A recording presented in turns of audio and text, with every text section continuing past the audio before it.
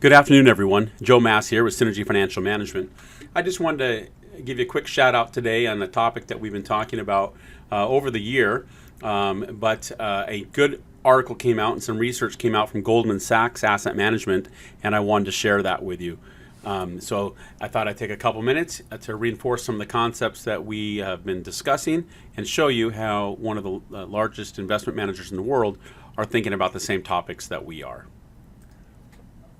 Additionally, we have a new book coming out. It's called Allocate or Concentrate, and this is a book that we've been working on for quite some time, and it'll be out here probably within the next 30 days. We'll let us know. We'll get you a copy if you'd like to read it. The book really talks about the two sides of the coin, as we like to call it, and it discusses, should you allocate or concentrate? So again, should you allocate, use asset allocation principles to help you accomplish your investing goals, or should you use focused investing, concentration rules? So the book will be out soon, but here's a couple of thoughts today that Goldman Sachs shared with us. So first of all, before we get into their comments, remember, there's always two heads to that investment coin: asset allocation, focus investing. Asset allocation is for risk management, and focus investing is more of a return-seeking type of strategy. It's hard to do both at the same time.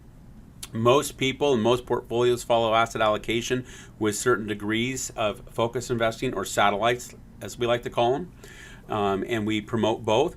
But the asset allocation arena has been very difficult for several years. We've shared these next slides with you before, but again, new research came out and we'd like to update you on that.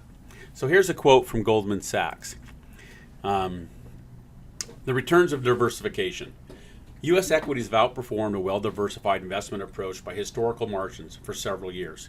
Even for professional investors, staying committed to diversification has been difficult. We would stress, however, that this recent performance has been historically unusual. With earnings growth already becoming a primary return driver, 2017 appears to be the first year to buck the trend of U.S. dominance since 2012.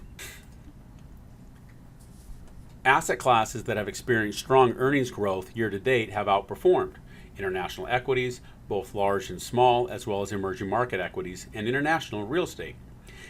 At a time of elevated U.S. equity valuations and the market's focus on earnings globally, we see merit not just with diversification in general, but with a particular focus on international developed and emerging markets.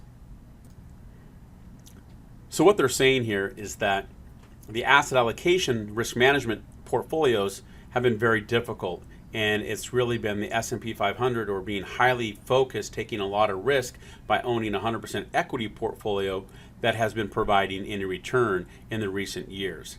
This next chart kind of illustrates that by showing that it's a little hard to read, but you'll see here that there's different asset classes.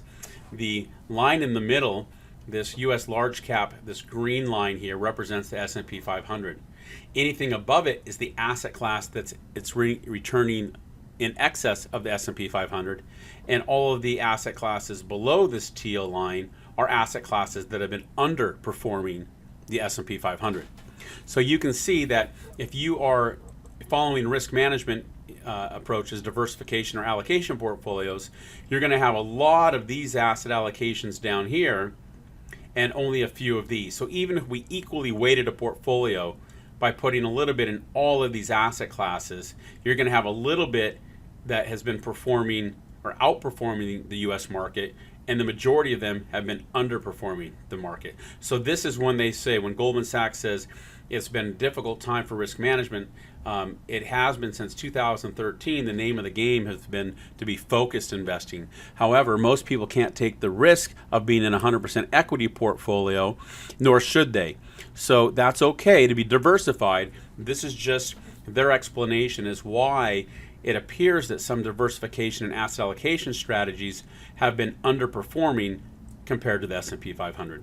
Again, to reiterate, and in our prior messages, the large cap U.S. index with the S&P 500 is not your benchmark. You should not be measuring your portfolio against that. Most portfolios should be globally diversified portfolios that prevent negative compounding. that prevent you from having to worry about the geopolitical concerns in the world at any given time. So hopefully this has been helpful.